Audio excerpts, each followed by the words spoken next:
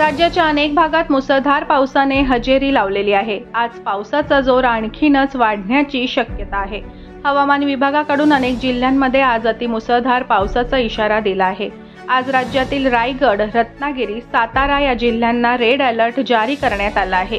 त्याचबरोबर कोकण, दक्षिण मध्य महाराष्ट्र, मराठवाड्यासह उत्तर मध्य महाराष्ट्रात मेघगर्जनेसह मुसळधार पावसाचा इशारा करण्यात आला आहे।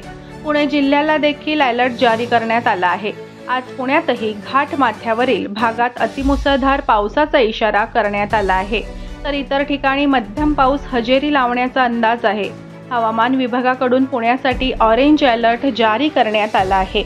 या आठवड्याच्या सुरुवातीला राज्याच्या अनेक भागात मुसळधार पावसाने हजेरी लावली होती। अनेक जिल्ह्यांमध्ये मध्यम ते मुसळधार पावसाच्या सरी बरसत आहे। पुणे शहरासह घाटमाथ्यावर देखील मुसळधार पावसाने हजेरी लावली।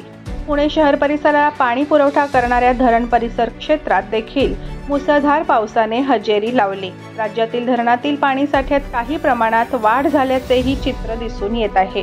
पुणे जिल्ह्याच्या पश्चिम भागात हलका पाऊस होत असून पूर्व भागात मात्र अद्याप पावसाची प्रतीक्षाच आहे। पश्चिम भागात चांगला पाऊस झाल्याने शेती कामांना वेग आला आहे। या परिसरात भात लागवडीला मोठा वेग आलेला आहे। मुंबई शहरासह पश्चिम उपनगरात आज सकाळपासून मुसळधार पाऊस सुरू आहे।